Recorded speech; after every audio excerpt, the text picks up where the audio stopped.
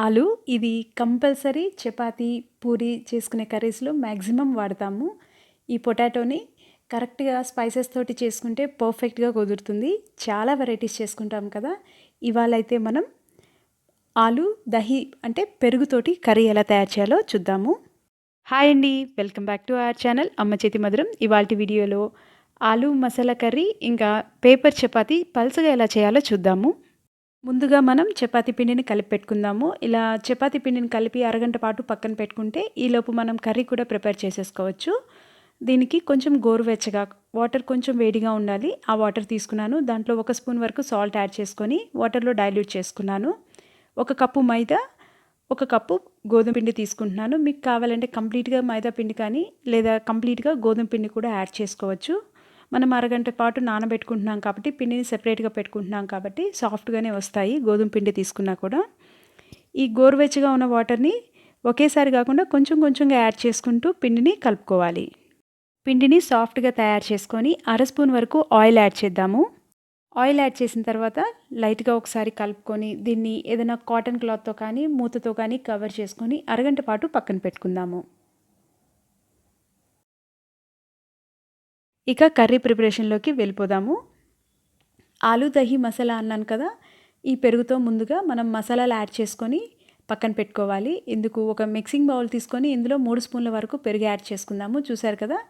వీడియోలో చూపించిన విధంగా కొంచెం పెద్ద స్పూన్‌తోనే యాడ్ చేసుకుంటున్నాను.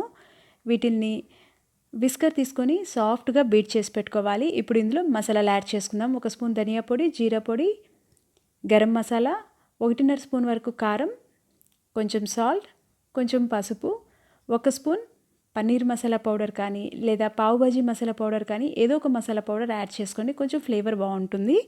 వీటిల్ని కూడా సాఫ్ట్‌గా బీట్ చేసి పక్కన పెట్టుకుందాము.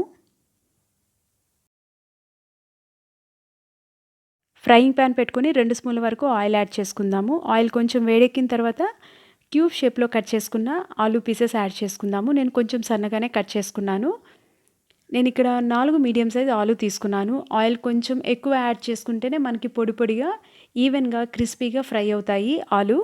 ఇవి మూతతో కవర్ చేయకుండా ఓపెన్ ప్యాన్ మీదనే ఫ్రై చేసుకోవాలి. ఇవి 75% వరకు ఫ్రై చేసుకోవాలి. మనం మసాలాలు ఏమీ యాడ్ చేయలేదు కాబట్టి లైట్‌గా మంచి గోల్డెన్ కలర్ మాత్రమే వస్తుంది. ఇప్పుడు వీటిని వేరే ప్లేట్‌లోకి సెపరేట్ చేసుకుందాము. ఆయిల్ కొంచెం ఎక్కువ ఉంటేనే మనకి ఇలా పొడి పొడిగా ఈవెన్‌గా ఫ్రై అవుతాయి. అందువల్ల కొంచెం ఆయిల్ ఎక్కువ యాడ్ చేసుకోవాలి. మనం పొటాటో సెపరేట్ చేసుకున్న తర్వాత ఇందులో ఆయిల్ అంతా ఎక్సెస్ ఆయిల్ ఉంటుంది కదా! ఆయిల్ తక్కువ అనిపిస్తే ఇంకొక 1 స్పూన్ వరకు ఆయిల్ యాడ్ చేసుకుందాము. నేను 1 స్పూన్ ఆయిల్ యాడ్ చేసుకున్నాను ఎక్స్ట్రాగా. ఇందులో 4 పచ్చిమిరపకాయల paste, 2 medium size onion paste కూడా యాడ్ చేసుకుందాము. ఇందులో డ్రై కసూరి మేతి పౌడర్ కూడా 1 స్పూన్ వరకు యాడ్ చేసుకొని ఫ్రై చేసుకోవాలి. ఇలా బాగా ఫ్రై అయిన తర్వాత ఇందులో 1.5 స్పూన్ వరకు అల్లం వెల్లుల్లి పేస్ట్ కూడా యాడ్ చేసుకొని ఫ్రై చేసుకోవాలి. 2 మీడియం సైజ్ టొమాటో తీసుకున్నాను. వీటిని ఫైన్ పేస్ట్ లాగా తయారు చేసుకొని ఇందులో యాడ్ చేసుకుందాము. పచ్చి టొమాటో యాడ్ చేసుకుంటున్నాం కాబట్టి పచ్చివాసన పోయేంత వరకు బాగా ఫ్రై చేసుకోవాలి మూతతో కవర్ చేసి. మనం టొమాటో కానీ ఆనియన్ కానీ మనం తీసుకునే ఆలు తయారు చేసుకునే గ్రేవీ పట్టి ఇంక్రీజ్ చేసుకుంటూ ఉండాలి.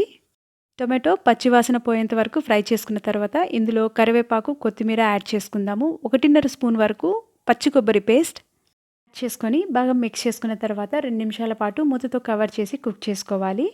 ఇప్పుడు మనం ముందుగా మసాలాలు కలిపి పెరుగుని పక్కన పెట్టుకున్నాం కదా! ఆ పెరుగు మిశ్రమం కూడా యాడ్ చేసుకొని కలుపుకొని మూతతో ఒక 5 నిమిషాల పాటు కవర్ చేసి కుక్ చేసుకోవాలి. పెరుగు వేసుకునే ముందు గ్యాస్‌ని కంపల్సరీగా లో ఫ్లేమ్‌లోకి టర్న్ చేసుకుంటే మనకి విరిగిపోయినట్లు కాకుండా పర్ఫెక్ట్‌గా కర్రీ ఉంటుంది. ఇందులో కొంచెం వాటర్ కూడా యాడ్ చేసుకొని కుక్ చేసుకోవాలి. మనం మసాలాలు ఎక్కువగా యాడ్ చేసుకోకపోయినా కూడా కర్రీ మనం పెరుగు యాడ్ చేసుకోవడం వల్ల పర్ఫెక్ట్‌గా చాలా టేస్టీగా వచ్చింది. ఇందులో అర స్పూన్ వరకు డ్రై ఆమ్చూర్ పౌడర్ ఉంటుంది కదా! అది యాడ్ చేసుకొని కొంచెం టేస్ట్‌కి తగినంత ఉప్పు, కారం కూడా చెక్ చేసుకొని అవసరమైతే యాడ్ చేసుకొని ముందుగా ఫ్రై చేసి పెట్టుకున్న ఆలూ పీసెస్ కూడా యాడ్ చేసుకోవాలి. ఇవి ఒకసారి బాగా కలుపుకున్న తర్వాత మనకి గ్రేవీకి తగ్గట్టుగా వాటర్ యాడ్ చేసుకుందాము. గ్రేవీ కొంచెం థిక్‌గా ఉంటేనే బాగుంటుంది. మరీ లిక్విడ్‌గా కాకుండా సరిపడా వాటర్ యాడ్ చేసుకొని కలుపుకున్న తర్వాత ఇంకొక 3-4 నిమిషాల వరకు మూత పెట్టి కుక్ చేసుకోవాలి.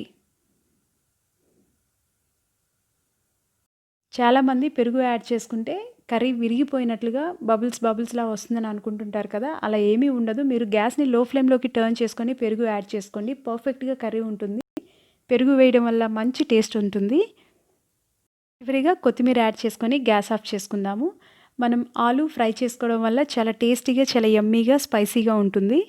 కర్రీ ప్రిపేర్ చేసేసుకుందాం కదా! ఇప్పుడు చపాతీలు కూడా తయారు చేసుకుందాము. మనం అరగంట సేపు పక్కన పెట్టుకున్నాం కదా! పిండిని ఒకసారి బాగా సాఫ్ట్‌గా 1 నిమిషం పాటు కలుపుకొని, రోల్‌లా చేసుకొని పిండిని మనం మీడియం సైజ్ బాల్స్ లాగా సెపరేట్ చేసుకోవాలి. ఇలా బాల్స్ లాగా చేసుకున్న తర్వాత చేత్తో ఒకసారి ప్రెస్ చేసుకొని, తర్వాత చపాతీ రోలర్ తోటి కొంచెం మాత్రమే ప్రెస్ చేసుకోవాలి. ఇలా లైట్‌గా ప్రెస్ చేసుకున్న చపాతీ మీద 2 డ్రాప్స్ వరకు ఆయిల్ స్ప్రెడ్ చేసుకుందాము. చాలా తక్కువే పడుతుంది. ఇప్పుడు రెండో చపాతీతో కవర్ చేసి, చేత్తోనే లైట్‌గా ఒకసారి ప్రెస్ చేసుకొని, రెండు వైపులా గోధుమ పిండి కానీ, మైదా పిండి కానీ అప్లై చేసుకొని, చపాతీ రోలర్ తోటి కొంచెం పల్చగా చపాతీలాగా బాగా ఒత్తుకోవాలి.